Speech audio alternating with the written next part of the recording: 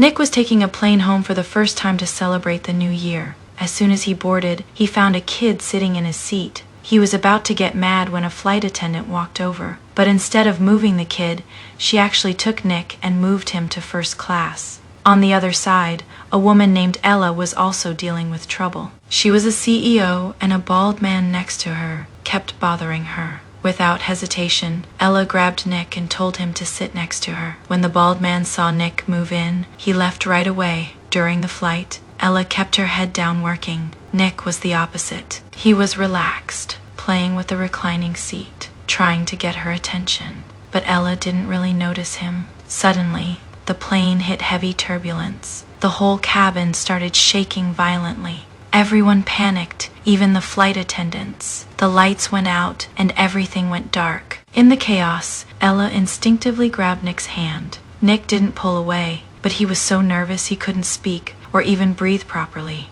Later, the plane landed safely. Ella packed up to leave. Nick finally gathered the courage to ask her name, but she was already walking away. He felt a little disappointed, thinking he was too ordinary and she was too good for him. Then Nick saw Ella drop something on the ground. He quickly unbuckled his seatbelt and ran after her, but she had already gotten into her friend's car and driven off. The next day, Ella arrived at her company. She had a strong presence, and everyone politely nodded to her. But privately, people said she was too cold and not very approachable. Ella didn't care. Her goal was to become the next editor-in-chief of a magazine. But in the end, the company gave the position to another colleague named Joanna. The boss said Joanna wasn't as capable as Ella, but she was more outgoing, got along better with people, and had a more flexible mindset. Ella was too serious and too cold. Ella didn't argue, she accepted it and buried herself in work. But when she opened her computer, her USB drive was gone. While she was panicking, she saw a note on her screen saying someone had come earlier to deliver something for her, but she was busy at the time. She immediately called the number. The person who answered was Nick. Nick was at a bar with friends. He gave her the address and told her to come. Ella went straight there. It was her first time in such a noisy place. She only wanted her USB drive back, but Nick didn't have it. He said, "Then come back with me to get it." Ella had no choice but to follow him. When they walked out of the bar, she froze. In front of her was an old pink electric scooter. She never imagined she would ride something like that. But seeing Nick so serious, she got on. Nick clumsily helped her put on a helmet. A coworker happened to pass by and misunderstood the situation, thinking it was something intimate. But it was just gossip. Ella felt a strange sense of trust toward Nick and didn't overthink it. She followed him to his home. At Nick's place, she finally got her USB drive back. Once she got it, she left immediately and very cleanly. Nick stood there watching her go, still wanting to say something, but she was already gone. The next day at work, something felt off. People were looking at Ella differently and whispering. A friend handed her a photo.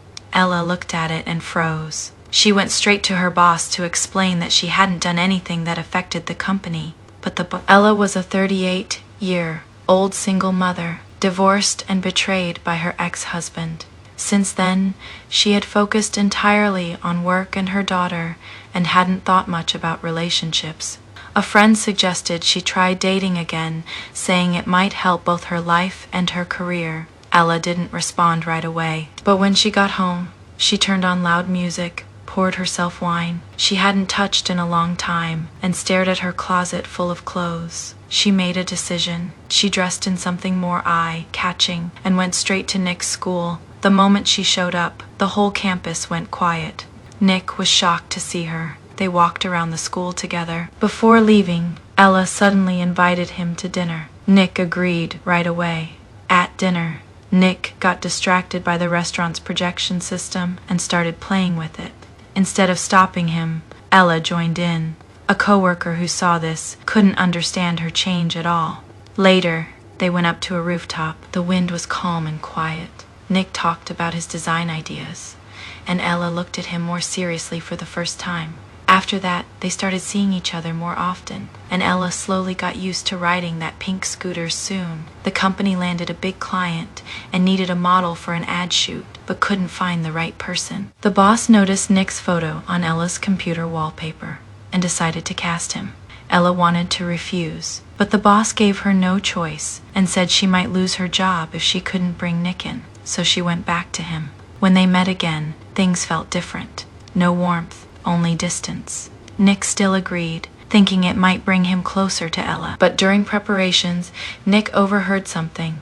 Ella had originally approached him partly for career reasons. He didn't explode immediately, but his mood changed. During the shoot, the photographer became more demanding and impatient. Nick finally snapped, feeling like he was being used, and walked out. Ella chased after him, trying to calm him down, but Nick wouldn't listen anymore.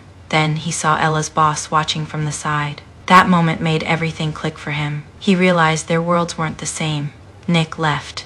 Ella stayed there, not following him. After that, Ella lost both the opportunity and her job. She fell into a low point, losing direction. Nick also changed completely, staying home and shutting himself off. One day, Ella saw someone riding a pink scooter on the street. She paused. Something felt missing. Back home, she turned on a recorder and heard Nick's voice. For the first time, she felt something clear. Not work, not responsibility, but the desire to see him. She went to Nick's school without planning. She walked straight into a classroom and was mistaken for a substitute teacher and asked to teach. As everyone watched, she looked up and saw Nick. She didn't hesitate. For the first time in front of everyone, she made a clear choice. She walked up to him and kissed him. Everything else, rules, age gap, judgment, was pushed aside.